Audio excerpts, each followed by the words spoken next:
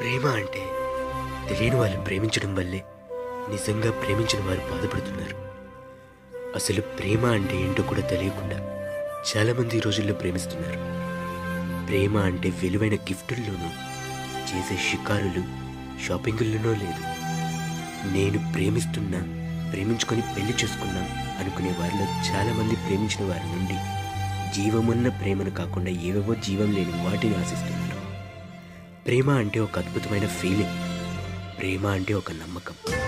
ప్రేమ అంటే ఒక నిజాయితీ. ప్రేమ అంటే ఒక భరోసా. ప్రేమ అంటే ఒక తపన.